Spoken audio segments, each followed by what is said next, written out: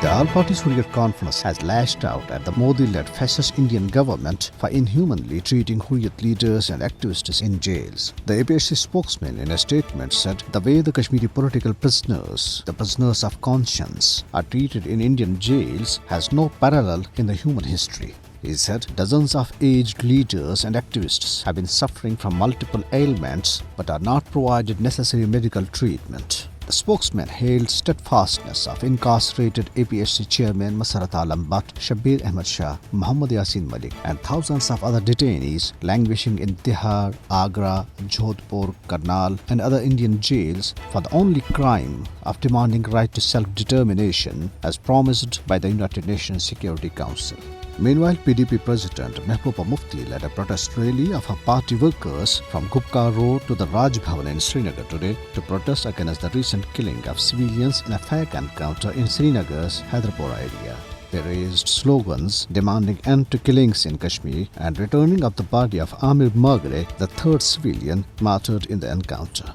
Caving into the mounting pressure from all segments of the society, the occupation authorities have offered the relatives of martyred Amir to have a last glimpse of their son. However, the family rejected the offer and instead demanded handover of the body for proper burial. On the other hand, the chairperson of Ramban District Development Council, Shamshad Shan, talking to reporters in Ramban, warned of protesters if the authorities did not hand over the body of Amir Magre. An Indian civil society group, the Concerned Citizens Group, led by former Indian Minister Yashwant Sinha, in a statement issued in Srinagar, expressed concern over the killings in Hyderpore fake encounter and sought a judicial probe to uncover the truth. The group emphasized the need for a political solution to the Kashmir dispute through dialogue with all stakeholders. The group said that the killing of civilians demonstrated that the situation on the ground was far from normal as claimed by the Indian government.